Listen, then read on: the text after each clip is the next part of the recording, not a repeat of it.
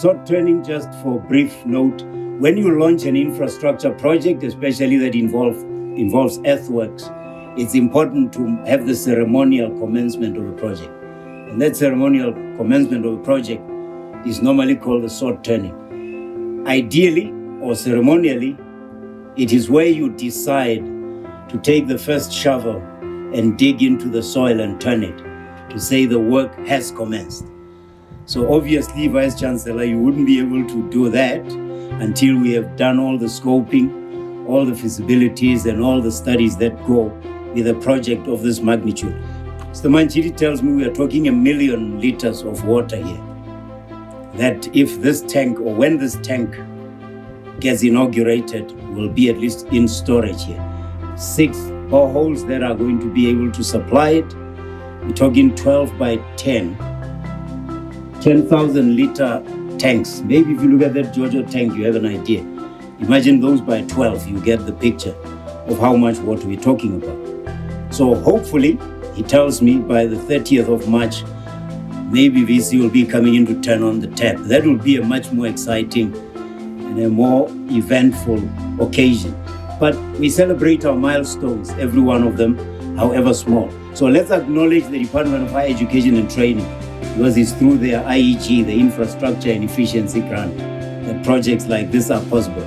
And Mr. President, when you apply pressure for campus life to be better, made more convenient, you'll know water will always be at the heart of it. The landscaping of the campus depends on it. The toilets, the cooking, most of the things that we do for us to be able to get by on a day-to-day basis will require water. So we appreciate everybody who has put any effort into making this project to take off, especially those who will see it through. Finding solutions for Africa addresses many challenges, which is the motto of this university. But it is important to highlight that for now, there isn't any solution coming out of laboratories to create or replace water. Hence, water conservation is key, especially in water-stressed parts of the country, like Polokwane. The University of Limpopo Tefliop campus is not isolated from the water challenges we are facing. That is well covered by the media, and we do experience that on a day-to-day basis. As part of the initiatives to can alleviate such a problem, the university came up with a project to can supplement the existing water supply through the municipality where water is sourced from Lepelle Northern Water Board, of which our water comes from the Ebenezer Dam. As part of the solution, we created a project where groundwater can be sourced within campus, and 4 boreholes were drilled around the residences. In fact, 5, and only 4 could be equipped simply because the 5th one did not have water. As part of the phasing of the project, those 4 boreholes were then equipped, and a pipeline of 1.6 kilometers was then created to network those boreholes to come and deliver water in this existing water reservoir.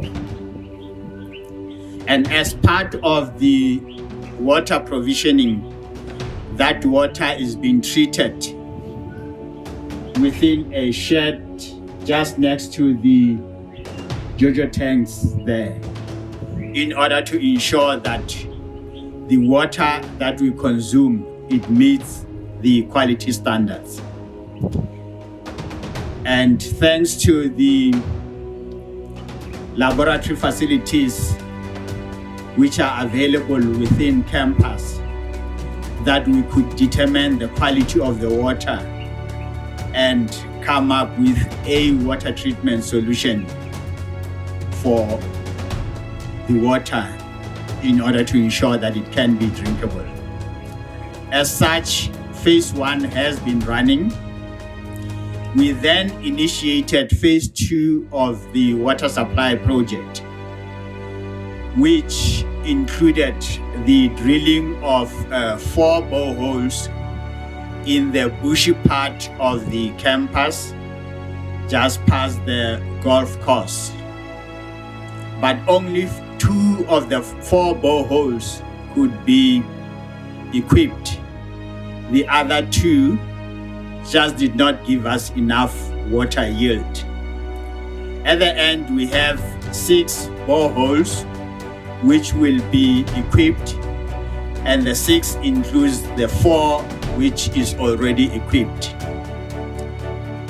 Out of those 4 plus 2 boreholes, which forms part of the project which we are launching today, we will then have or will be able to abstract water to the quantity of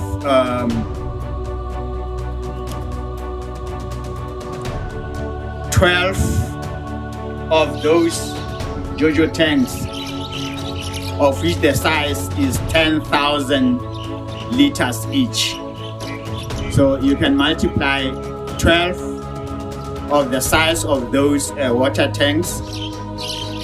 That's the water that we will be getting on a daily basis out of those 6 boreholes. The 2 boreholes coming out of the bushy part of the university, water will then be pumped to this area where we are. And the distance is 3.3 kilometers to get the water up to this point.